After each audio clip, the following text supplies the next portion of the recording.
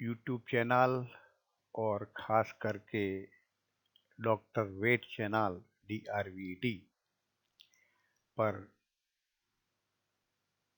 आपका स्वागत है।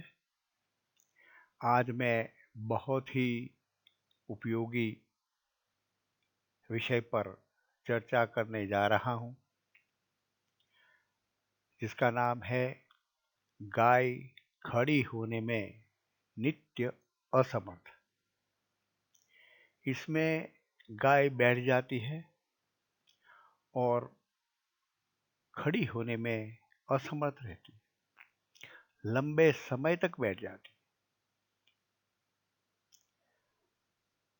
यहाँ हम उसका भाग 1 देखेंगे। इस विषय को मैंने 2 भागों में बांटा है। वीडियो थोड़ा लंबा हो इसलिए 2 भाग करना पड़ा, और वीडियो थोड़ा उपयोगी भी है इसलिए 2 भाग में करना पड़ा। इसको अंग्रेजी में बोलते हैं डाउनर काउ सिंड्रोम। यहाँ शब्द गाय लिखा है, काउ। इसका मतलब कि वो गाय में होता है, दूसरे में नहीं होता है, ऐसा नहीं है। वो भैंसों में भी होता है। गाय भैंस वर्ग के जो मादा है उसमें खास करके होता है, क्योंकि ये ज्यादा भारी वजन वाले पशु है, इसलिए उसमें होने की शक्यता थोड़ी ज्यादा रहती है।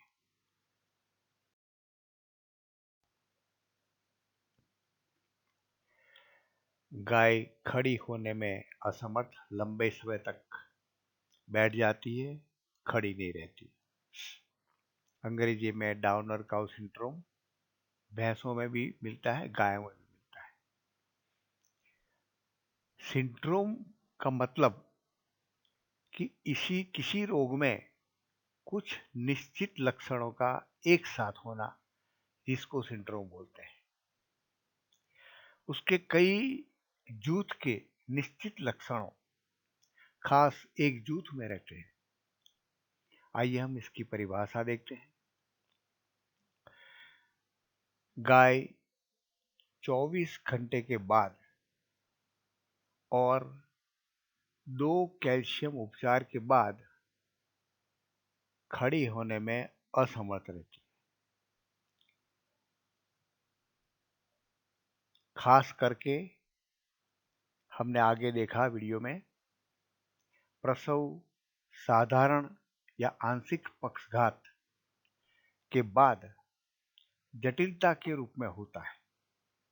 तो ज्यादातर ऐसे केस प्रसव आंशिक पक्षाघात के बाद में देखने को मिलता है, और बहुत से कारण हैं, लेकिन सबसे ज्यादा कारण प्रसव आंशिक पक्षघात है।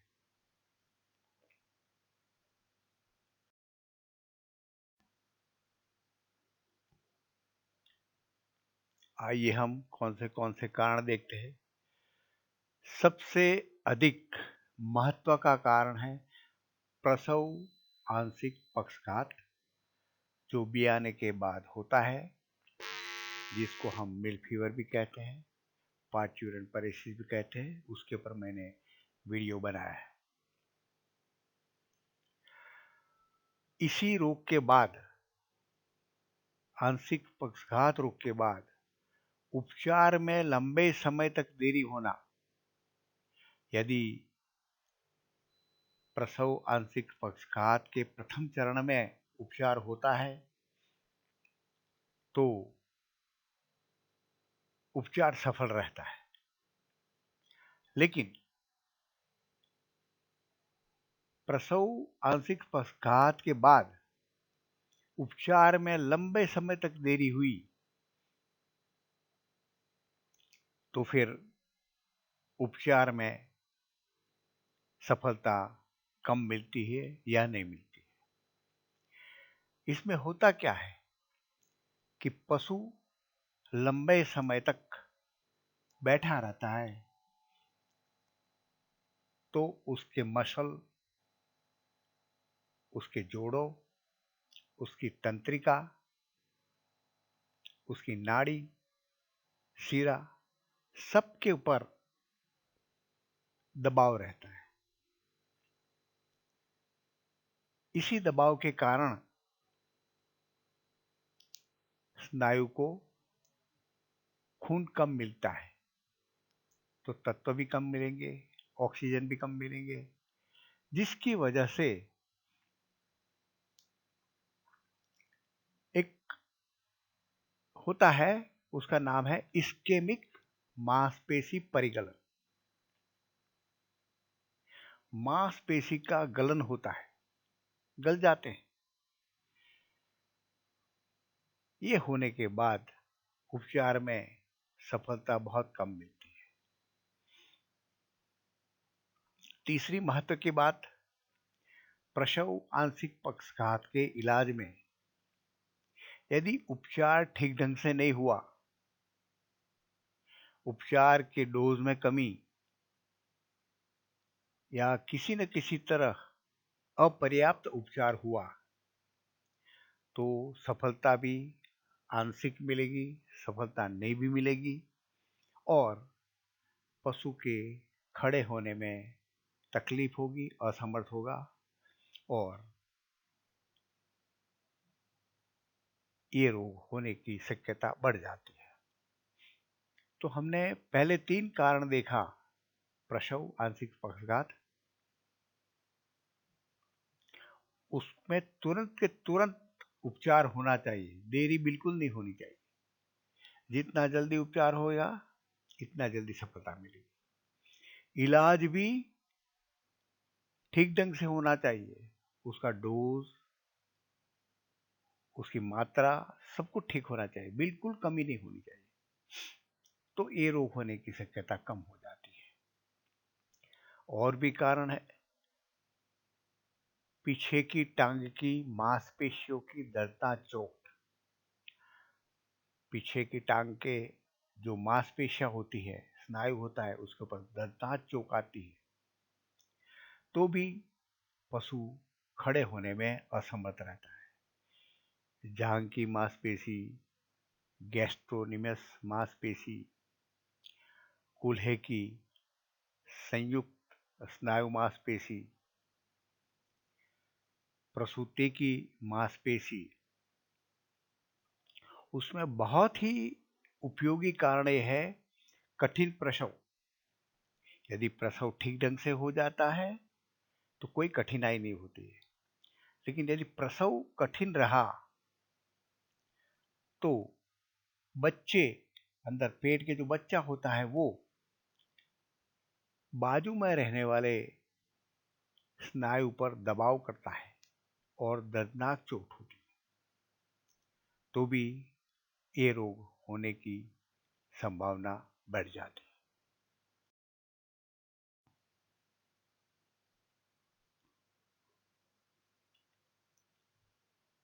पीछे की टांग अंगों की नसों यानी तंत्रिकाओं, जिसको अंग्रेजी में नर्व बोलते हैं, उसको भी दर्दनाक चोट लगती है, तो भी ये होता है। खास करके आगे बात की कठिन प्रसव। प्रसव यदि कठिन है, तकलीफ वाला है, तो पीछे की टांग को जो तंत्रिका होती है, उसके ऊपर खिंचाव होता है, दबाव होता है, तो ये दर्द होने की शक्यता बढ़ जाती है। सीरम में इलेक्ट्रोलाइट का असंतुलन हो या कमी हो, तो भी होने का चांसेस है। इलेक्ट्रोलाइट का मतलब है सोडियम, पोटेशियम, क्लोराइड, कैल्शियम भी आ जाता है। एक अति उपयोगी कारण लगातार खून में फॉस्फेट की कमी।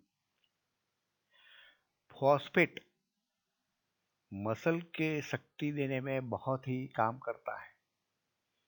फॉस्फेट की कमी है तो स्नायु को शक्ति नहीं मिलती है, पशु खड़े होने में असमर्थ रहता है।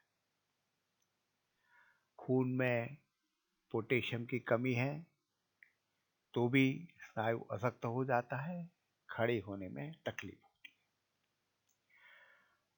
कई रोगों है जो विषाक्तता करते हैं, जो विष करते हैं, जैसे कि तीव्र स्तनदा, जो अडर होता है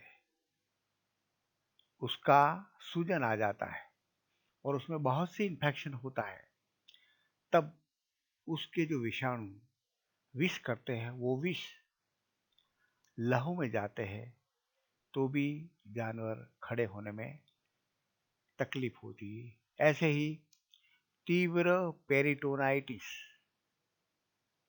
न्यूमोनिया, फेफड़े का सूजन, दर्दनाक रेटिकुलाइटिस, जो एक अमाशय का भाग है, दूसरा अमाशय है, उसका सूजन, पेरिकार्डाइटिस, ऐसे कई रोग हैं जो विष पैदा करते हैं और इससे जानवर खड़े होने में असमर्थ रहते हैं।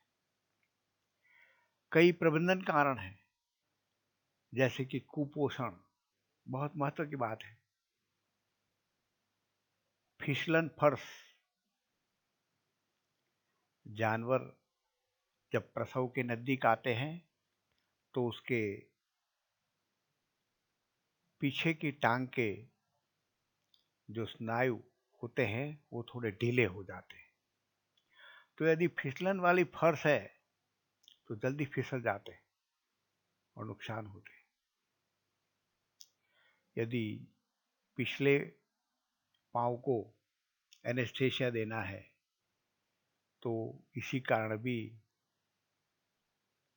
जानवर खड़े होने में असमर्थ रहता है।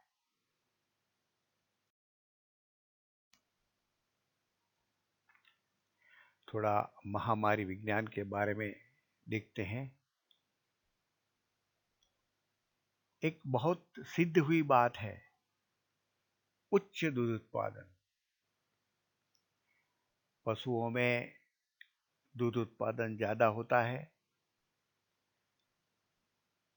और आप जानते हो दूध में खनिज तत्व, विटामिन बहुत रहता है। ज्यादा दूध उत्पादन से खनिज तत्व, विटामिन तत्व, अन्य तत्व शरीर में से आते हैं, तो ज्यादा दूध उत्पादन होते हैं तो शरीर में उसकी कमी भी होती है। तो ऐसे किस्से में हम बाहर से खुराक द्वारा या अन्य उपाय द्वारा ऐसे खनिज तत्व और विटामिन मिश्रण जो जानवर ज्यादा दूध उत्पादन करते उसको देना पड़ता है, जिससे हम ऐसे केस कम कर सकते हैं।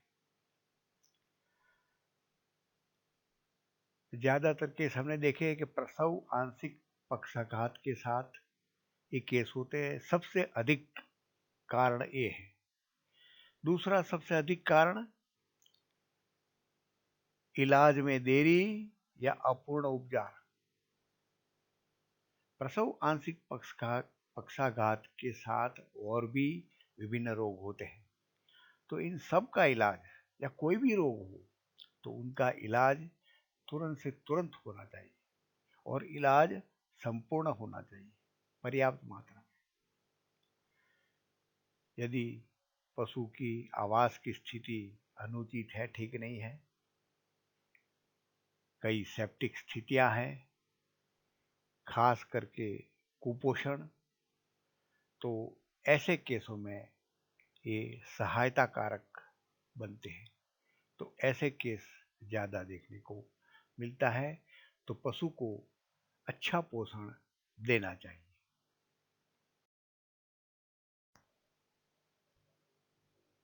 आइए हम यहाँ विकृति विज्ञान संबंधी शरीर में क्या क्या परिवर्तन होता है वो देखते हैं। यहाँ खास बात ध्यान रखो कि सीरम के कैल्शियम फॉस्फोरस, मैग्नीशियम, ग्लूकोज, ये सभी स्तर नॉर्मल है, सामान्य है, कोई कमी नहीं होती। एक खास ध्यान रखने की बात है। रुधिर परीक्षा करो तो रुधिर भी नॉर्मल, सामान्य मिलता है।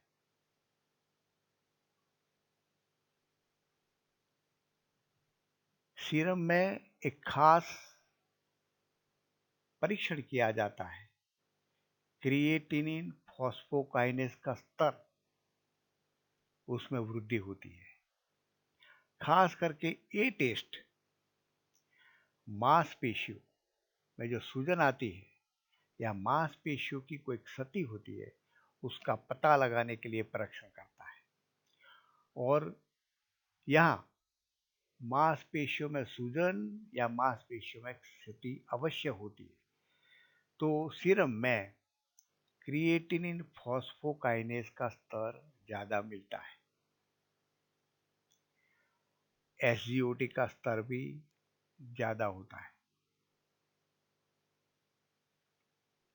मध्यम कीटोन्यूरिया, एक केमिकल आता है जिसको बोलते हैं कीटोन बॉडीज, वो पेशाब में देखने को मिलती है। जानवर खुराक कम कर देता है तो ये कीटोन बॉडीज शरीर में होती है और वो पेशाब में आता है। यदि मामले गंभीर है, ये मांसपेशियों में ज्यादा क्षति है, तो मांसपेशियों में मायोग्लोबिन रहता है। वो मायोग्लोबिन मांसपेशियों में से निकलकर खून में आता है, खून में से फिर मूत्र में आता है, और ये मायोग्लोबिन का रंग थोड़ा लाल भूरे रंग का होता है। तो गंभीर मामलों में पशु का पेशाब मूत्र लाल भूरे रंग का दिखाई देता है। वो जब गंभीर है तभी उसका इलेक्ट्रोकार्डियोग्राम देखा जाए तो भी वो असामान्य होता है, नॉर्मल नहीं होता है।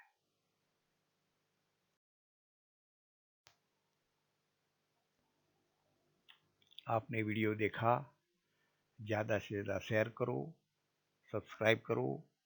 ये चैनल मैंने पशु प्रेमी लोगों के लिए, वेटरनरियन के लिए ही बनाया है, कोई कमाने के लिए नहीं बनाया है। तो ज़्यादा उसको शेयर करो। आपने मेरे को सेवा करने का मौका दिया, दूसरे पशुपालक को भी सेवा करने का मौका दिया, इसलिए आप सबका खूब खूब धन्यवाद।